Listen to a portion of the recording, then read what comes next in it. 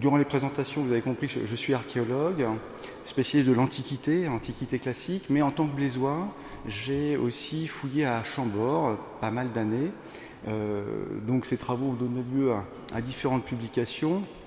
Et là, je poursuis toujours des recherches sur l'interprétation en fait de nos découvertes, et je vais étendre ces recherches au château de Blois. Donc c'est ce que je vais vous présenter aujourd'hui, donc ces recherches en cours. Alors évidemment, c'est un événement, cette conférence, qui est donnée en parallèle au rendez-vous de l'histoire sur le thème de la ville. Et curieusement, Chambord-Blois, ça ne fait pas forcément penser à la ville, hein, surtout pour ceux qui viennent de loin. On pense au château de la Loire, ça fait plutôt province, campagne, et on imagine la forêt évidemment. Mais on va justement essayer d'établir le lien qu'il y a pu y avoir entre ces deux sites et ces villes célèbres, hein, ces capitales.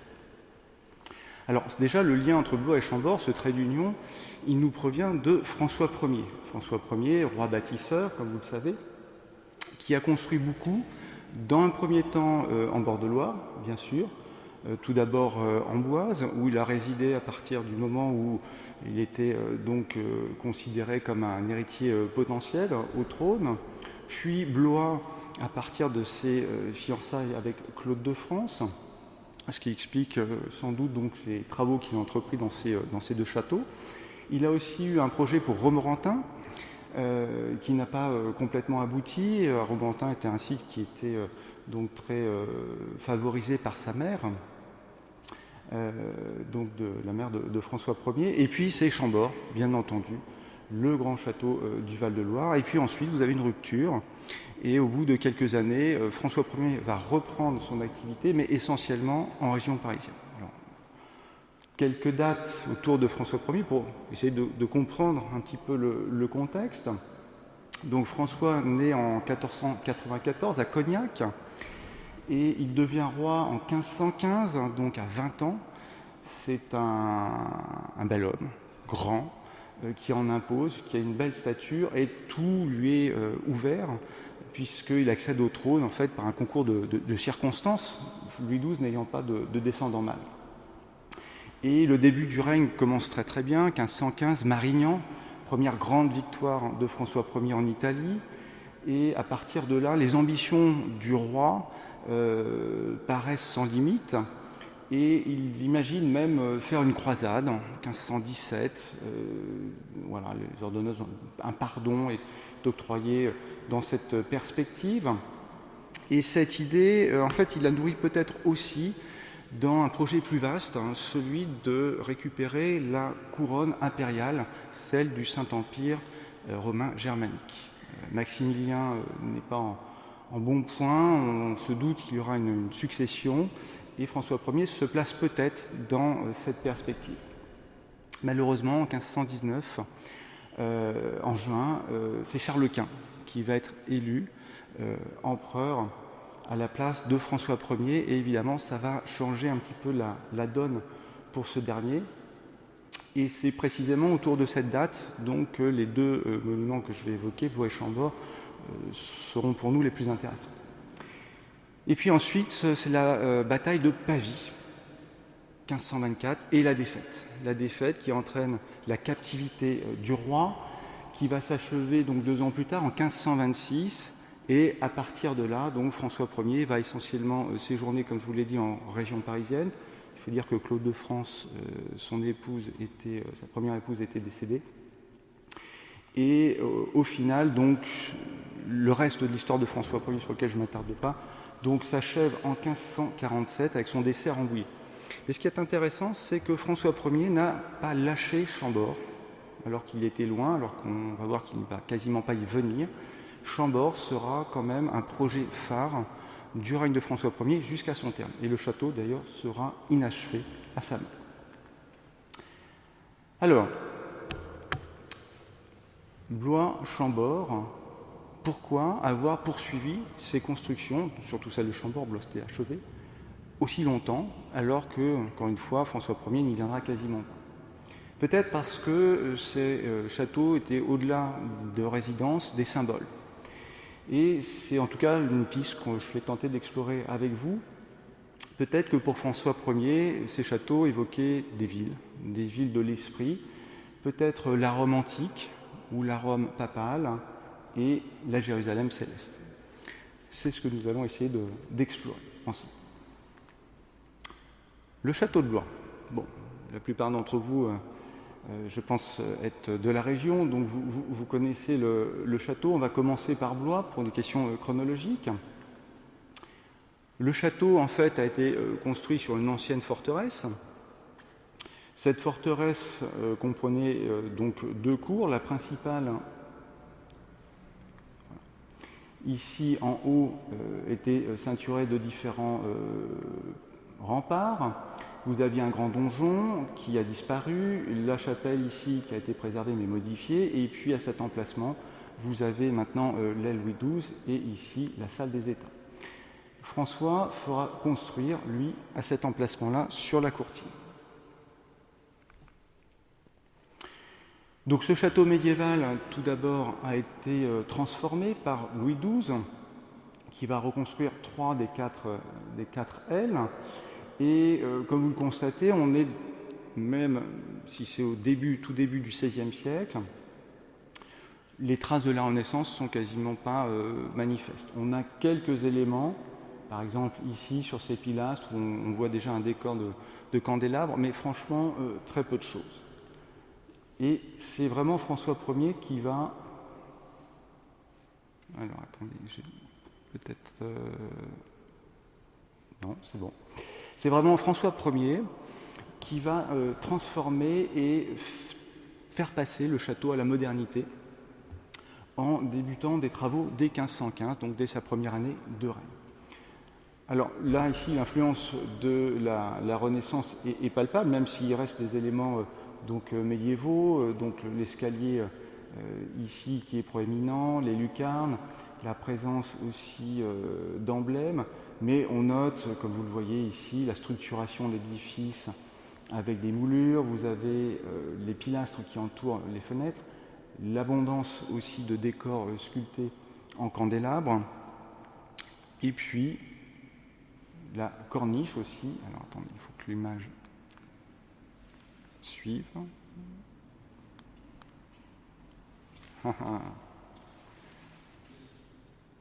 Merci. Oui, donc en fait, vous voyez aussi donc l'apparition de cette très très grande corniche inspirée de la Renaissance italienne et qui évidemment reprend les codes de l'Antiquité. Et puis vous avez la fameuse façade des loges. Alors, oui. Cette façade des loges est cette aile de François Ier. Comme je vous l'ai montré tout à l'heure, elle est construite sur une ancienne courtine, donc un ancien mur du rempart, avec 3 tours qui vont être finalement intégrées à la construction. Et même si au départ on a considéré que l'ensemble des travaux avaient été faits d'un seul tenant, en fait les recherches récentes, M. Hamilton Smith et de Danny Kosperek notamment, ont établi une nouvelle chronologie plus détaillée des phases de travaux. Vous avez eu, semble-t-il, donc une première phase sur le côté est de la cour, donc ici en fait, ce petit édifice qui aura été donc transformé, puis peut-être à partir de la fin de 1515, la partie entre les 2 tours, la tour Château-Renaud et la tour du milieu. Après quoi, on aurait travaillé donc à la partie ouest sur cour intérieure, donc avec la création de l'escalier. Et enfin, on aurait terminé les travaux avec cette partie, donc le quart nord, ou la partie est, donc de la façade des loges. Donc c'était au départ 2 projets, 2 bâtiments distincts qui avaient chacun leur toiture. Et finalement, ça posait des problèmes. Donc on a ensuite fait une toiture commune. Et c'est l'état que l'on connaît désormais qui a prévalu. Alors, cette photo, pourquoi ? Pour vous montrer donc l'importance ici du mur du rempart. Vous voyez son épaisseur qui est conservée. La présence aussi de vestiges, on est au niveau de la tour, d'une salle basse. Et puis sur cette coupe, je ne sais pas si vous voyez très bien, mais vous avez en fait les 2 toitures qui ensuite ont été uniformisées par le toit que l'on voit actuellement. Ah, si. Voilà. Donc vous connaissez tous cet aspect qui est vraiment caractéristique, c'est quand même la façade peut-être la plus caractéristique du château, celle qui donnait aussi sur une tour, sur une porte, une des portes principales de la ville.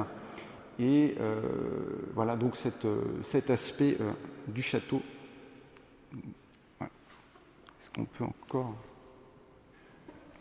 Alors, petite précision, et là je vais attirer votre attention sur un point de détail, mais précisément dans notre discipline, ce sont les détails qui ont leur intérêt.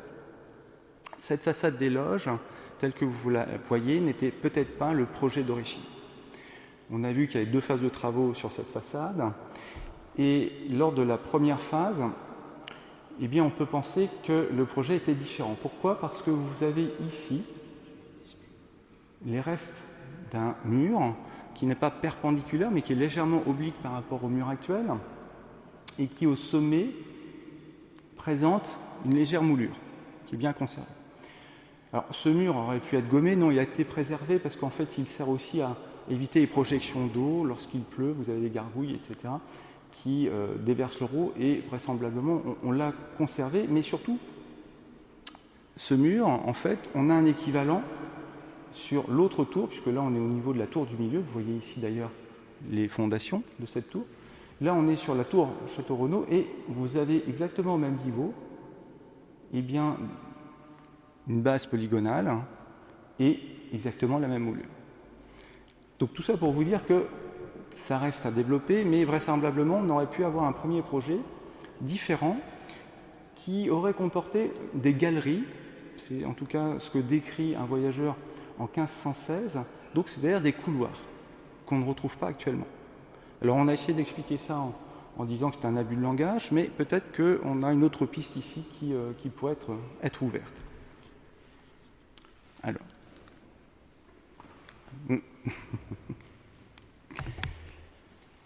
Bien. Alors, ceci étant dit, ce décor, cette parure du château, elle est tout à fait caractéristique. Elle est étonnante et on a évidemment cherché à trouver une explication, une origine. Et cette origine, on l'a naturellement reconnu à Rome. Photo suivante, s'il vous plaît. On l'a naturellement reconnu à Rome, au Vatican. Parce que, à peu près à la même époque, quelques années auparavant, vous avez Bramante, l'architecte Bramante, qui va édifier sur la cour Saint-Damas une structure assez similaire où vous retrouvez les mêmes caractéristiques, c'est-à-dire 2 séries d'arcs ou d'arcades et une sorte d'attique, d'attique à colonnes que vous avez ici. Donc vous voyez, en fait, c'est quand même très similaire de ce qu'on a au château de Blois. Non, ça ne veut toujours pas. Non. Pardon. Donc clairement, on a cherché une inspiration romaine. D'autant que François Ier était le roi très chrétien, donc évidemment ça pouvait faire sens. Est-ce que pour autant il aurait cherché à imiter dans sa résidence celle du pape? C'est une question qui reste quand même discutée, qui n'a pas été totalement admise, en tout cas pas par tous les historiens, notamment Frédéric Le Sueur pensait qu'il fallait éviter cette explication. Quoi qu'il en soit, même si les 2 monuments sont très proches dans le temps, François Ier avait un ambassadeur sur place, il y avait une communauté française importante, et par conséquent, il aurait pu être tout à fait informé quasiment en temps réel de ce qui se passait à Rome et des travaux. Son ambassadeur, c'était Denis Brissonnet, un prélat, mais quelqu'un qui était donc très au fait de tout ce qui concernait l'architecture, mais aussi la Renaissance. François Ier s'est d'ailleurs aussi investi à Rome en participant, sinon à la construction, ou tout du moins au projet de l'église Saint-Louis des Français, un projet assez ambitieux en fait d'une église ronde, donc qui n'avait pas de précédent, qui fut conçu par un architecte et sculpteur français, Jean de Genevière, qui malheureusement n'a pas eu suffisamment de fonds. François Ier n'a pas, semble-t-il, abondé suffisamment au pot, et le projet est resté en l'état. Les fondations ont été posées, certaines pierres ont été sculptées, comme cette salamandre, mais l'édifice est resté en plan. Alors, si François Ier était tout à fait au fait de ce qui se passait à Rome, s'il a aussi peut-être essayé de construire ou de participer à la construction de cette église en 1518, c'était peut-être aussi dans cette perspective de rapprochement, cette perspective de l'élection qui pourrait se tenir plus tard pour le Saint-Empire germanique. Revenons à la comparaison entre l'édifice de Bramante, qui a été achevé par Raphaël, qui a aussi peint donc les loges, et notre façade des loges à Blois. Alors, vous voyez quand même quelques différences. Déjà, ici, vous avez une façade qui est parfaitement régulière, et il faut aussi évacuer les verrières qui ont été installées a posteriori. Et l'autre différence principale, en fait, c'est que ces arcades, eh bien, elles abritent une galerie. Or, à Blois, ce n'est pas le cas. Ces arcades abritent des balcons. Et du coup, il faut peut-être remettre en question l'affiliation ou le lien entre les deux, savoir si, en fait, la façade des loges du Vatican aurait inspiré Blois, et se demander si, en fait, les deux n'avaient pas un modèle commun. Et quel pourrait être ce modèle commun? Eh bien, ça pourrait être tout à fait le Colisée. Pourquoi? Parce que vous voyez, en fait, le Colisée se caractérise précisément par cette superposition de niveaux à arcades et d'attiques. On retrouve la même technique, en quelque sorte. Et évidemment, le Colisée est un monument intéressant parce que c'est vraiment emblématique de Rome, de la Rome antique. C'est le plus grand monument romain. Plus de 50 mètres de haut, il pouvait contenir environ 60 000 personnes. C'est une œuvre magistrale qui reste encore dans le paysage de Rome et qui incarne à lui seul l'Antiquité.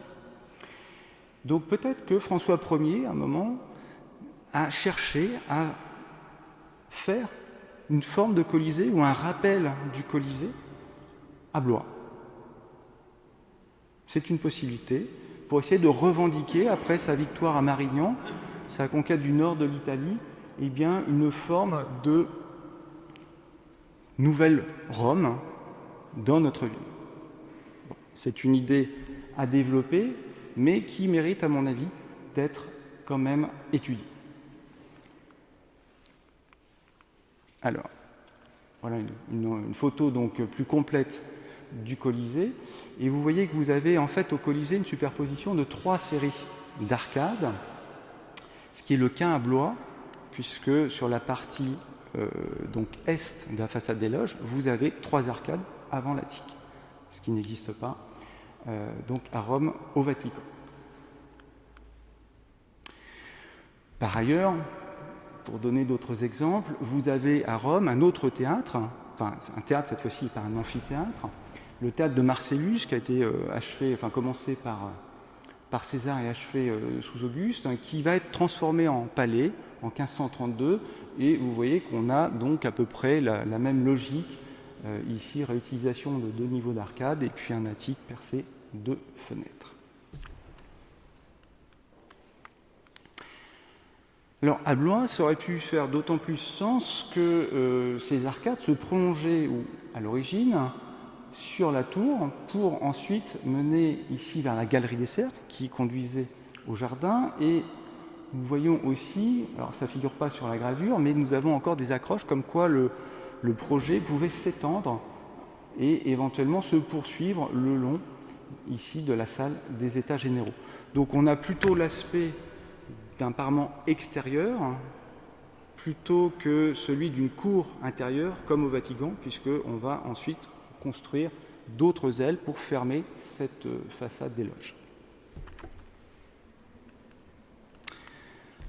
Alors, dans cette recherche, évidemment, c'est très difficile de se mettre dans la tête de François Ier ou de ses architectes, donc on essaye de de tirer des fils, de voir un petit peu ce qui pourrait aller dans ce sens ou non. Et là, on peut faire appel à un indice qui provient du relief sculpté. Sur cette façade, vous avez comme relief sculpté des pilastres, là encore avec des motifs à candélabres. Vous avez les animaux, donc la salamandre, le cygne, qui sont relatifs au roi. Et puis vous avez quelques reliefs ici, sur les échauguettes, qui représentent Hercule. Pourquoi Hercule? Parce que c'est le symbole de la force dans l'Antiquité, et le personnage d'Hercule correspond bien à François Ier, grand, barbu, etc. Donc François Ier se plaît à se présenter ou à être représenté sous les traits d'Hercule. Il y a là une association qui est assez fréquente. Et nos reliefs à Blois, en fait, sont inspirés de représentations réalisées par Moderno, donc à la fin du XVe siècle, sur des plaquettes de bronze qui pouvaient circuler. C'était à l'époque un moyen de véhiculer en fait des modèles beaucoup plus simples, ou en tout cas plus utilisés que le papier. Il s'agissait, une fois qu'on avait réalisé une plaquette, de faire le moule et puis ensuite de faire différentes épreuves.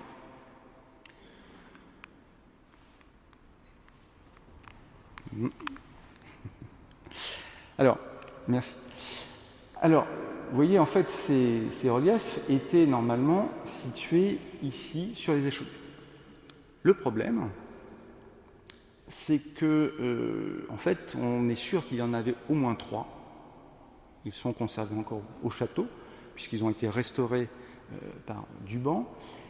On imagine qu'en fait, ils devaient représenter les travaux d'Hercule, donc on pouvait en avoir au nombre de 12, 3 sur chacune, mais on n'est pas sûr que toutes ces plaques, ou en tout cas tous ces reliefs, aient été réalisés. On a un doute. On a un doute sur 3 d'entre elles, puisqu'on imagine que celles-ci ont été faites, celles-ci peut-être, les autres, c'est moins sûr. Et ce doute, on ne peut pas le lever en examinant la documentation graphique, puisque certains semblent les indiquer, d'autres non.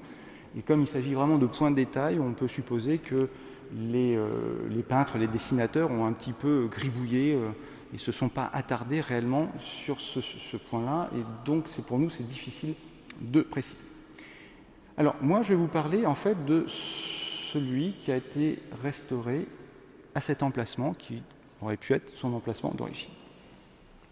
Cet emplacement est intéressant parce que c'est l'un des plus visibles quand on arrive au château. Et sur la paroi donc principale, on a Hercule et le centaure Gérion. Vous avez à droite la plaquette originale. En tout cas, la plaquette avec le motif original. Et vous avez à gauche la représentation ici sur le relief.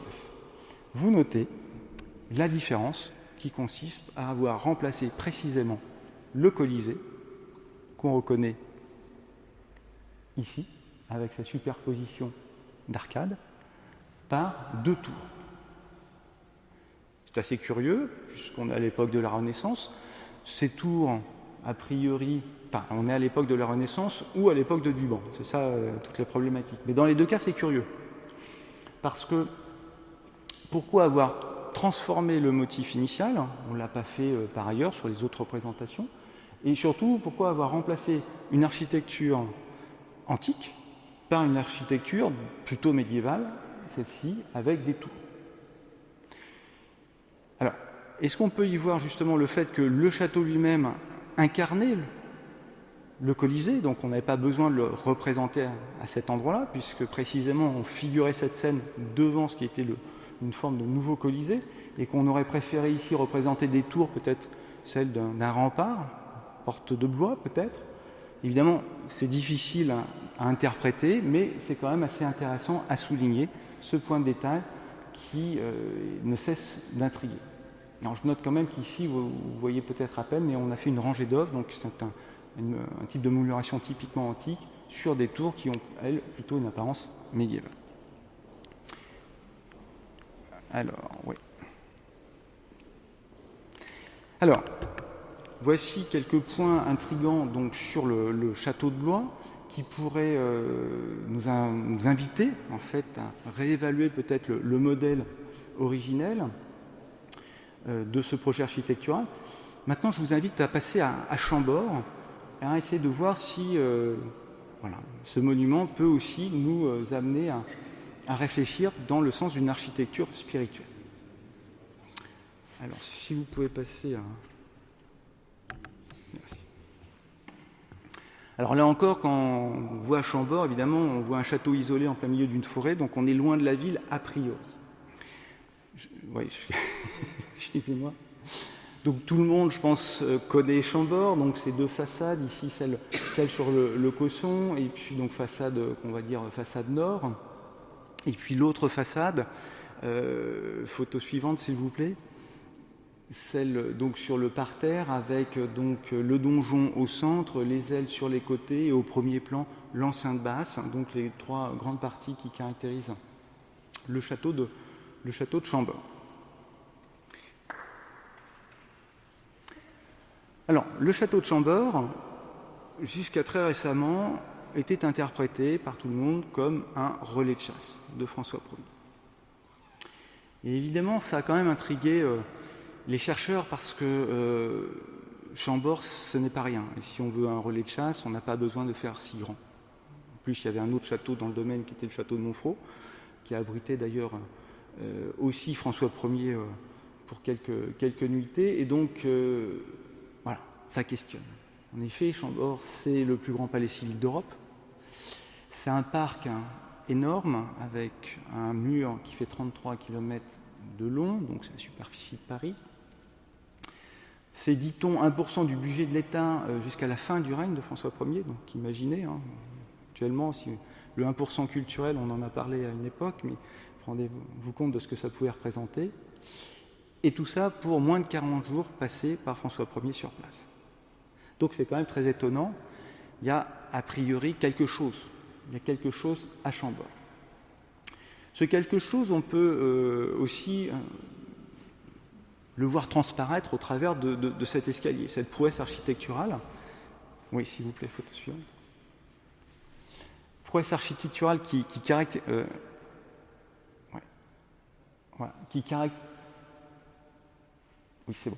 caractérise donc le château, qui a contribué évidemment à sa célébrité.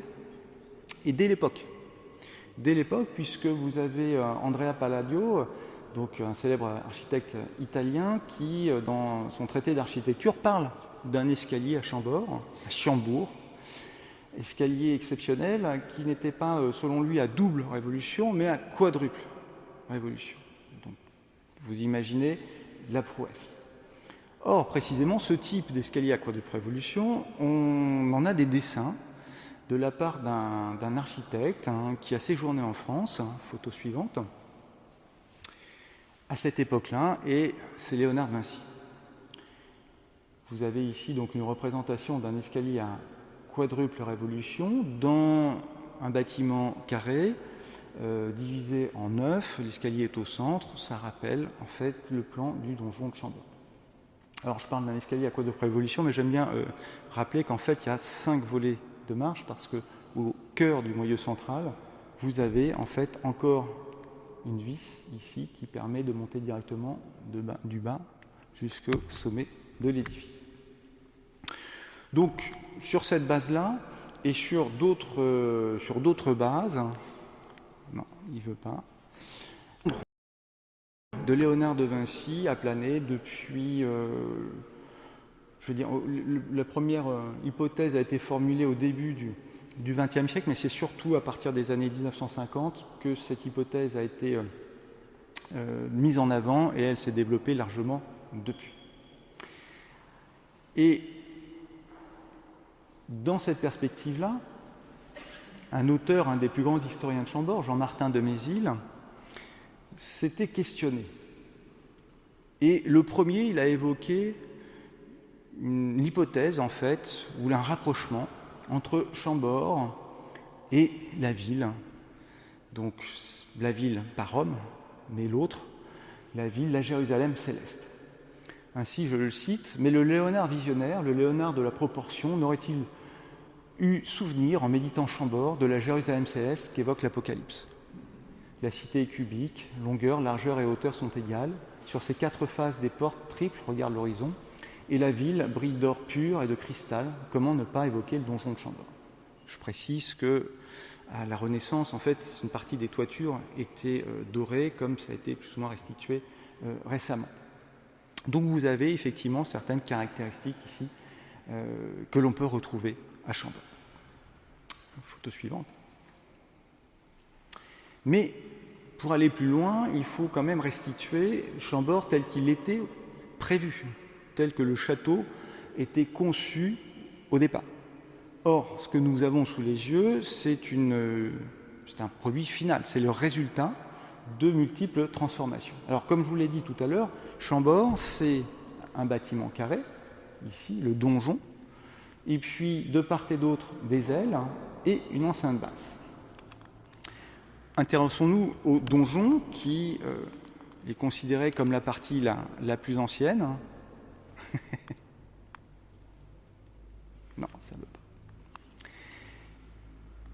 Et donc, ce donjon, en fait, présente des bizarreries que j'ai étudiées avec Dominique Hofbauer, Éric Joanneau et puis Emmanuel Roy, donc à partir de 1995. En fait, vous avez 2 façades qui sont parfaitement symétriques, donc au nord et à l'est. Vous voyez, les élévations se répondent parfaitement, suivant un axe. Mais, si on regarde les 2 autres façades, photo suivante, et vous apercevez que vous avez une dissymétrie. Non. Si vous pouvez revenir. Oui, voilà. Très bien. Vous avez une dissymétrie, donc ici, façade ouest et sud. Vous voyez que par rapport à cet axe, eh bien ici vous avez des fenêtres, alors qu'ici vous avez des baies, et c'est la même chose en bas. Donc c'est assez curieux pour un projet qui est censé être parfaitement symétrique, suivant les convenances de la Renaissance. Photo suivante. Et cette dissymétrie dans les élévations, en fait, elle découle vraisemblablement d'une dissymétrie de plan. Vous voyez en fait ici le plan de Chambord. Vous vous souvenez en fait du carré découpé en 9 du plan d'escalier de Léonard Vinci. Et bien en fait ici dans le quart sud, vous apercevez que vous avez une orientation qui est différente ou différente de celle des 3 autres cantons ou quarts. Photo suivante, s'il vous plaît. En fait, cette anomalie, on a tenté de l'expliquer par une évolution du projet qui aurait consisté à adjoindre au donjon, qui était au départ le seul prévu, une enceinte basse, et il aurait fallu dès lors faciliter des circulations qui n'étaient pas possibles dans le plan originel qu'on restitue de cette manière en respectant l'orientation du canton sud. Donc ça, c'était l'idée de départ. Merci beaucoup. Le plan tel qu'il a été fait, l'idée de départ premièrement exprimée, et puis vous avez Michel Rangeard qui, à un moment, a évoqué une hypothèse encore plus audacieuse, celle en fait du renversement d'un seul canton, celui-ci, qui aurait pivoté de 90 degrés. Seulement lui. Ce qui impliquait en fait une symétrie, certes, mais une symétrie non plus axiale, comme des ailes de papillon, mais une symétrie centrale, comme les ailes d'un moulin. Et évidemment, c'est techniquement beaucoup plus audacieux que ce qu'on a vu ici. Cette hypothèse a été fortement décriée, mais pas totalement abandonnée. Et lorsque, avec mes complices, nous avons repris donc, l'étude du dossier, parce que nous pensions que c'était quand même quelque chose d'intéressant, nous voulions en fait établir une bonne fois pour toutes quel avait été le plan d'origine. Photo suivante, s'il vous plaît. Et donc nous avons commencé des recherches archéologiques et nous avons même monté un programme archéologique qui s'est intéressé aux parties basses du château, à savoir les fondations qui sont constituées de fosses de latrines. Ces fosses de latrines, ce sont les premières salles qui ont été construites dans le château et qui traduisent ou qui offrent donc un plan à l'édifice. On les trouve sous chacune des tours du donjon, donc elles sont composées de 2 salles que vous voyez ici, reliées par un conduit, et puis vous avez 2 conduits verticaux qui, eux, permettent l'un de réceptionner les éjections qui viendraient du haut, et puis vous avez un autre conduit qui consiste à faire l'aération. Ces structures n'avaient pas été explorées. La seule représentation qu'on avait avant nos travaux était cette coupe où, vous voyez, on a représenté un plancher, alors qu'en fait, on a une voûte. Et il a fallu donc, dans un premier temps, qu'on explore ces salles. Photo suivante, s'il vous plaît. Qui étaient, en fait, dont l'accès avait été en partie conservé parce que les conduits verticaux avaient été réutilisés pour l'électrification du château. Donc, on avait modifié un petit peu l'ensemble, mais les fosses souterraines, elles, étaient préservées. Photo suivante. Et vous voyez, en soulevant des dalles, on pouvait accéder, en mettant une échelle, donc, dans ces fosses. Donc, comme je vous le disais, la première étape a été d'explorer systématiquement toutes ces fosses. Alors, le problème, c'est que souvent, vous aviez en fait le conduit entre les deux qui était bouché. On a d'ailleurs pensé que, dans un premier temps, il s'agissait en fait d'un filtre pour séparer les matières liquides des matières solides, pour des raisons pratiques, c'est-à-dire qu'en fait ces fosses étaient curées et que les matières solides en fait étaient réutilisées pour faire de l'engrais. Ça avait d'ailleurs une certaine valeur, et donc peut-être que pour des questions de simple praticité, on avait organisé donc une sorte de filtre. Mais en poussant nos explorations, photo suivante, eh bien, d'une part, on s'est aperçu que ces fosses avaient une disposition qui était quand même assez étonnante. D'une part, parce que vous aviez 3 fosses qui étaient disposées précisément en aile de moulin et qui étaient similaires, et une 4e fosse qui, elle, était atypique. Voilà, ça c'est ce qu'on a constaté une fois qu'on a pu pénétrer et relever les fosses de Chambord. Photo suivante. Et puis on s'est aperçu que ce qui était pour nous au départ un filtre, en fait ne l'était pas, puisque les pierres qui le composaient étaient des pierres de remploi. Photo suivante, celle que vous avez ici, en fait, vous voyez ici, c'est une pierre avec une moulure qui vraisemblablement provient de l'enceinte basse lorsque Louis XIV a percé ou aménagé le portail d'entrée. Donc probablement que ça vient de la partie basse. Et puis dans la grande salle, derrière ce filtre, on a trouvé aussi des éléments de tuiles qui proviennent des toitures et qui indiquent donc une utilisation de l'édifice et du canal avant la réalisation du bouchage. Donc ce bouchage serait intervenu plus tard. Photo suivante. Alors on a fouillé donc ces fosses, notamment dans la tour sud. Et pour la petite histoire, on a eu la surprise de découvrir, photo suivante, sur le sol de mortier, une couche de cendre qui était recouverte par les sédiments laissés par l'utilisation de ces fosses. Une couche de cendre. Alors on a compris, en fait, en poursuivant la fouille, photo suivante,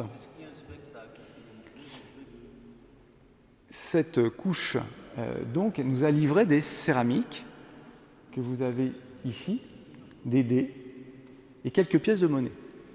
Et on arrivait à la conclusion qu'en fait, comme ça a été probablement le premier espace couvert du château, ça avait servi d'abri pour les ouvriers, de cabane de chantier en quelque sorte, pour s'abriter, faire la popote, éventuellement jouer pendant les pauses et parier un petit peu de sous entre ouvriers. Mais surtout, les fouilles, je vais essayer, mais non, ça ne veut toujours pas. Mais surtout, ces fouilles nous ont permis de relever des anomalies architecturales. Dans les petites fosses, vous aviez en fait des murs qui avaient été arrachés et qui témoignent donc d'un projet encore plus ancien que celui qui a subsisté. Ces arrachements de murs, on les voit également en négatif sur tout le haut de la paroi. Donc dans un premier état, vous aviez des salles avec 4 murs imbriqués les uns les autres, et ensuite, eh bien, ces murs ont été cassés pour déplacer une paroi, la paroi entre les 2 fosses, et cette paroi a été désormais non plus imbriquée, mais posée contre une autre paroi préexistante, ce qui permet de donner une chronologie. Photo suivante, s'il vous plaît. Voilà, donc ça c'est l'état actuel. Photo suivante. Là, si vous pouvez revenir et alterner juste pour montrer la différence. Voilà, vous avez ce qui existe et ce qui était prévu à l'origine. Avec les petits cercles qui indiquent donc les endroits où les murs sont chez nous. Partant de là, photo suivante, on arrive ici à reconstituer la taille des fosses d'origine. Voilà. Et on s'aperçoit que les grandes fosses avaient la taille des 2 fosses qui composent la tour nord. Et que les 4 angles sont chez nous. Donc l'interrogation, évidemment, qui vient tout de suite à l'esprit, photo suivante. Cet ensemble de 2 fosses ne correspondrait-elle pas à une grande fosse d'origine, et est-ce qu'on n'aurait pas eu ici une petite fosse de prévu? Si c'est bien le cas, vous avez compris qu'on a ici le résultat de notre quête, c'est-à-dire on peut établir la symétrie d'origine. Photo suivante. Alors qu'est-ce qu'on a fait?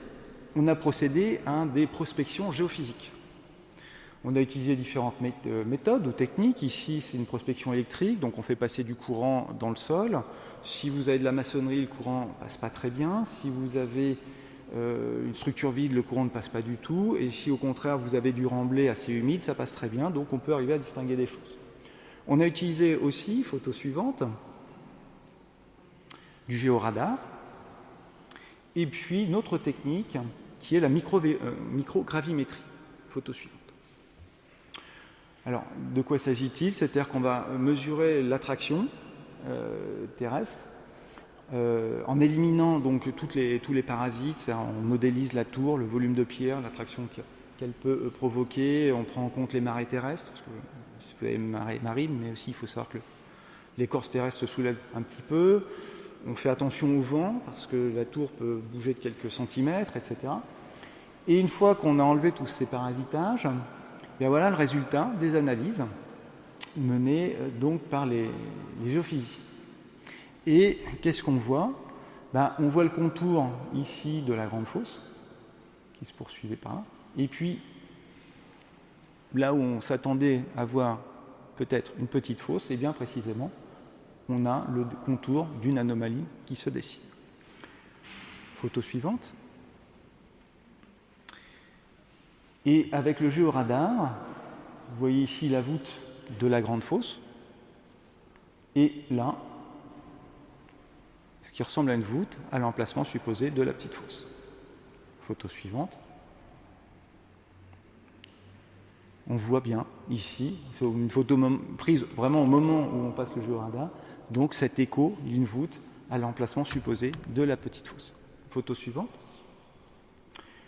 Donc vous l'avez compris, ça nous a permis de conclure que la disposition d'origine des latrines était bien celle-ci, celle en aile de moulin, et que par conséquent, le château, au départ, avait cette forme, cette symétrie très particulière, qui paraissait pour certains trop particulière.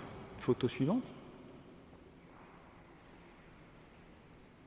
Ce plan en aile de moulin, ou en croix gammée, en swatika, qui s'adapte parfaitement à un escalier à plusieurs révolutions, à double révolution, mais encore mieux, à un escalier à quadruple révolution. Photo suivante. Puisque cet effet donc giratoire invite évidemment à imaginer ce qui a peut-être été prévu au départ, mais pas réalisé, donc un escalier à quadruple révolution, dont en fait le témoignage ici par cette gravure aurait été donc l'écho en quelque sorte de ce projet. Alors, une fois qu'on a ce projet de départ, photo suivante, je reviens quand même à notre idée, une Jérusalem céleste. Pourquoi pas? On a effectivement l'idée d'un volume carré, aussi long que haut que large. On a l'idée aussi évoquée des 3 portes de chaque côté. Là, on n'a pas doré les toitures, mais vous restituez facilement maintenant avec l'état actuel du château. On a quand même essayé aussi d'aller voir plus loin sur l'aspect que pouvait avoir le château, donc dans le projet initial. Notamment au moment où on a célébré son demi-millénaire, donc en 2019. On a commencé à ce moment-là à s'intéresser aux autres parties du château, puisque celle-ci, on l'avait à peu près restituée. Photo suivante, vous allez voir donc une autre vue modélisée donc, du château, du donjon dans sa phase initiale. Photo suivante. Voilà, cette forme parfaitement carrée, vue d'en haut. Photo suivante. On l'a vu tout à l'heure, la dissymétrie actuelle du donjon aurait été provoquée par l'adjonction de l'enceinte basse et des ailes. On aurait eu au départ seul le donjon, puis ensuite cet ajout qui aurait perturbé le schéma d'origine. Toutefois, on a été intrigué, photo suivante, par la présence relevée par Jean-Martin de Mézil, ici dans les Fosses Bray, donc dans les douves, d'un massif de maçonnerie. Jean-Martin de Mézil, quand il l'a observé, considérait que ça pouvait être les traces de l'ancien château médiéval. Il y avait effectivement un petit château médiéval qui gardait en fait le passage sur le Causson et dont on savait qu'il avait été détruit pour construire le château actuel de Chambord. Or, il se trouve que depuis cette découverte de Jean-Martin de Mézil, en fait, Simon Bryant, un archéologue de l'INRAP qui avait fouillé ici, avait trouvé une tour à cet emplacement du château médiéval, et puis ici des éléments en fait de murs qui en fait bordaient les douves qui étaient prévues à l'origine. Et on s'est aperçu que la maçonnerie identifiée par Jean-Martin de Mézil était précisément dans l'axe de ces douves construites. Donc ça nous a amené à nous poser la question d'une prolongation éventuelle des douves dans un projet initial. Photo suivante. C'est-à-dire si le projet de départ n'aurait pas été certes un donjon seul, mais au milieu d'une enceinte carrée, un carré dans le carré. Alors, pour l'histoire de Chambord, donc la construction commence en septembre 1519, mais elle est interrompue lorsque le roi part à Pavie. Puis ensuite, il est fait prisonnier, et les travaux ne vont reprendre qu'à son retour, 1526, au plus tôt. Mais évidemment, j'allais dire, François Ier est un peu moins flambard. Il a perdu, il a dû payer, et certainement qu'il n'avait plus les mêmes ressources psychologiques, financières, pour mener à terme un projet aussi ambitieux.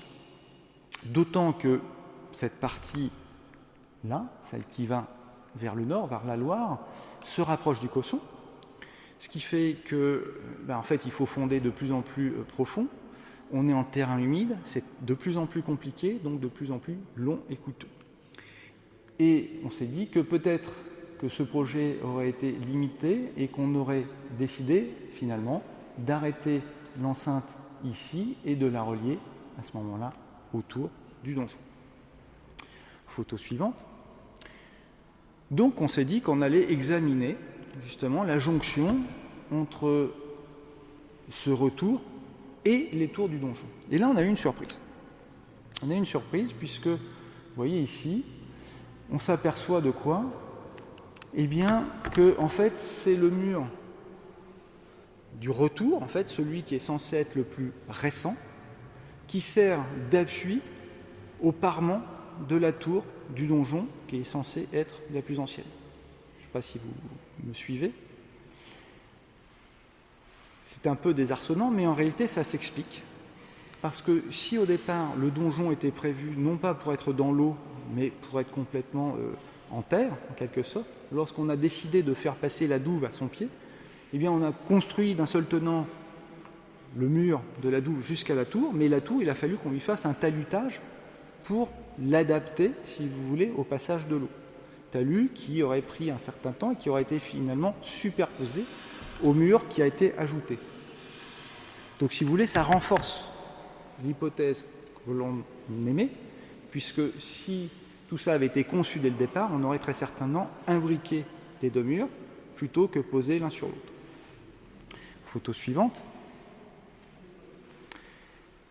Alors, il faut dire que ce type de plan était plus ou moins au goût du jour dans cette première moitié ou au moins au milieu du XVIe siècle. On en trouve des traces ici chez Ducerceau. C'est un projet où vous retrouvez cette idée d'un bâtiment central au cœur d'une enceinte, un carré dans le carré, là encore. Photo suivante. Et on retrouve aussi cela dans un roman, L'Amadis des Gaules, un roman célèbre de l'époque, où le château qui se trouve sur l'île ferme, eh bien, reprend en fait le plan de Chambord, avec l'escalier ici au centre, les cantons, etc., et le situe dans une enceinte carrée. Donc, même si ça peut être une vue de l'esprit, peut-être que ces représentations ont pu être aussi influencées par un projet de départ. Photo suivante. Un autre élément a été relevé par Éric Joanneau sur la façade. Nous sommes ici à la jonction entre l'enceinte basse et puis les ailes. Et il a repéré que partout, vous avez des assises qui ont à peu près la même hauteur, sauf ici. À cet endroit-là, vous avez des blocs qui sont plus gros, qui correspondent exactement à la taille et à l'emplacement, à la hauteur, en fait, des chapiteaux qu'on trouve sur l'enceinte basse. Alors on a examiné ça avec attention et on s'est aperçu qu'en réalité, à cet emplacement, à l'origine, vous aviez bien eu des chapiteaux qui ont ensuite été lissés, qui ont été gommés. On a encore quelques traces du contour qui ont subsisté. Ce qui veut dire qu'au départ, l'enceinte était donc prévue, l'enceinte basse, pour rester basse tout autour. Et qu'on a décidé, après coup, d'élever sur une partie de cette enceinte, de part et d'autre, les ailes. Mais ce n'était pas le projet d'origine. Photo suivante. Si bien qu'on est arrivé à cette hypothèse de restitution suivante du projet initial de Chambord, à savoir notre donjon, avec cette symétrie si particulière, et en fait, au départ, une enceinte basse, carrée, qui devait l'accompagner. D'autant que dans ce qui a été construit, notamment cette tour-là, qui est la plus ancienne, puisque la plus proche de l'église, c'est-à-dire la butte, où vous avez en fait du rocher qui affleure, donc des fondations moins compliquées à construire, on a des traces qui paraissaient assez anciennes et qui sembleraient donc aller dans le sens de notre hypothèse. Une construction simultanée du donjon et de l'enceinte. Alors ce plan est intéressant pour cette idée d'une Jérusalem céleste parce que dans la description de l'Apocalypse, notre Jérusalem céleste, eh bien, elle comporte aussi un rempart. Elle est carrée et elle se situe à l'intérieur d'un rempart. Rempart carré. Photo suivante. Vous avez ici, d'ailleurs, alors, la Jérusalem céleste a donné lieu à de multiples représentations. On l'a aussi associé d'ailleurs à ce moment-là, à la fin du Moyen-Âge, aussi au Jardin d'Éden. Et une des représentations donc plus ou moins contemporaines, celle de 1509, eh bien, nous donne cette idée, schématique bien entendu, puisqu'on est dans le symbole, eh bien, d'un carré avec les trois portes, des angles avec des tours, et peut-être d'autres carrés ici spirituels, en forme d'enceinte, qui renvoient en fait à ce plan, ou qui pourraient renvoyer à ce plan, donc identifié ou proposé par nos soins. Voilà. Donc, on en est là. Évidemment, les recherches doivent se poursuivre. On est toujours dans des choses qui sont compliquées, puisqu'on est dans le domaine de l'esprit, donc c'est toujours difficile d'aller au-delà de simples suppositions. On n'a pas de texte, évidemment, clair sur ce sujet, mais c'est aussi ce qui fait tout l'intérêt de la chose. Photo suivante. Donc on pourra poursuivre nos recherches, je ne vais pas tout évoquer, il y a aussi des pistes autour de la description de la biblique qui évoque un arbre de vie au centre et un fleuve de vie. Est-ce qu'on peut y reconnaître dans cette forme d'escalier une sorte de représentation un petit peu symbolique de cet arbre? Est-ce que Chambord est au milieu d'un parc aussi immense pour la chasse, ou est-ce que c'est une évocation aussi du jardin d'Éden, etc. Vous voyez, on peut développer beaucoup de choses. Le décor aussi, Thibaut Fournier et François Parot ont beaucoup travaillé sur les éléments du décor, ont apporté énormément de choses aussi sur la symbolique du décor, qui peuvent également aller dans le sens de cette Jérusalem céleste et développer d'autres pistes.